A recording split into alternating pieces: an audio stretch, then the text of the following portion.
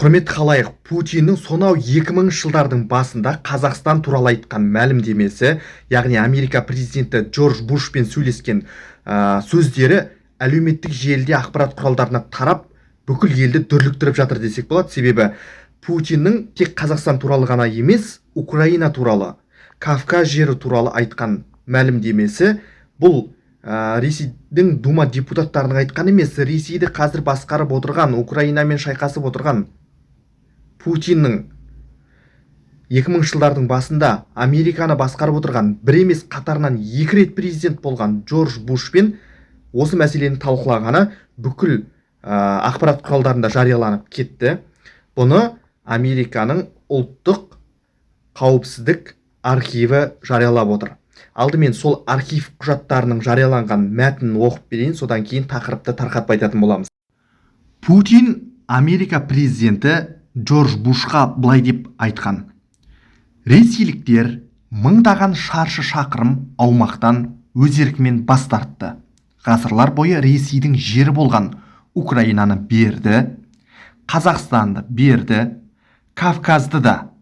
Мұндай шешімдерді партия басшылары қабылдады деген болатын. Сонымен қатар Украинаны Путин жасанды мемлекет деп атаған. Және Украинаның НАТОға қосылуына Ресей ешқашан жол бермейтін мәлімдеген. Және ең қызығы, Ресейдің өзін НАТОға мүшелікке қабылдауға болатынын да меңзеген көрінеді. Негізінде байқасаңыздар, әлем лидерлері үнемі осындай мемлекеттердің тағдырын, яғни алдағы уақытта мына мемлекет бола ма, мына мемлекет болмай ма, мына мемлекетке біз тәуелсіздік береміз бе, мына ұлтқа тәуелсіздік береміз бе деген сияқты мәселелерді үлкен державалардың талқылауы құпия жағдайда өтеді, және бұл тіпті ашық өткен күннің өзінде де белгілі бір уақытқа дейін бұл құжаттар жарияланбайды. Ал енді мына Американың ұлттық қауіпсіздік архиві ашық негізде осынау құжаттарды жариялап отыр бүкіл әлем елдеріне. Бұл Американы 2000 жылдары басқарған Джордж Бушпен, және қатарынан 2 рет басқарған адам бұл Джордж Буш. Бұл кіші Джордж Буш, яғни бұның әкесі Американың 41-ші президенті, бұл 43-ші президенті. Бұның әкесі, Джордж Буштың әкесі, Кеңестер одағының қалай құлағанын өз көзімен көрген адам. Сол кездері 2000 жылдары Кеңестер одағы тарқағанына бір 10 шақты ғана жыл болған. Кеңестер одағындағы елдерде неше түрлі өзгерістер болып жатыр. Мысалы, Қырғызстанда, Қазақстан, Тәжікстанда деген сияқты. Ал сол кездегі державалардың басшылары осылай отырып, және бұлар бірнеше рет кездескен, бірнеше рет мәселелер талқылаған. Енді соның құжаттары сол кезде сөйлескен екі мемлекет басшысының сөйлескендерін қазір жариялап отыр.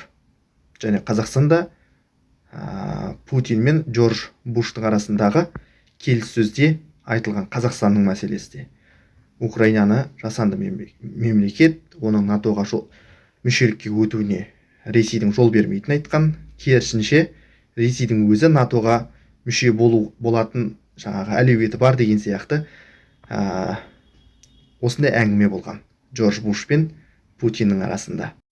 Бұл енді 2000 жылдардан бастап 2010 жылдарға дейінгі жоспар деп есептейтін болсақ, яғни бұлар бірнеше рет кездесті ғой. Ал мына Джордж Буштың өзі биліктен 2009 жылы кетті.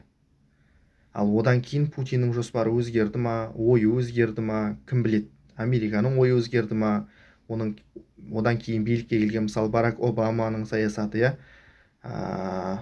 содан кейінгі Америка саясаткерлерінің ойы өзгерді ма, Қазақстан туралы. Украинаны былай қойып, Қазақстан туралы. Өйткені Ресейлік Дума депутаттарының өзі қазақтың жеріне байланысты неше түрлі ауыздарына келген мәлімдемелер жасап келді осы кезге дейін. Ал Путиннің өзі білесіздер, Қазақстан туралы, Қазақстан іс жүзінде орысша сөйлейтін ел деп баға берген болатын Қазақстанға, оны да білесіздер. Ал енді Америка президентімен жасалған келісімдер, сөйлескен сөздері қазір бүкіл жұртшылықтың алдына жария болып отыр. 2010 жылдардан кейін бұлардың Америкамен қандай құпия келісімдері болды, ол уақыт өте келе ашылуы әбден мүмкін.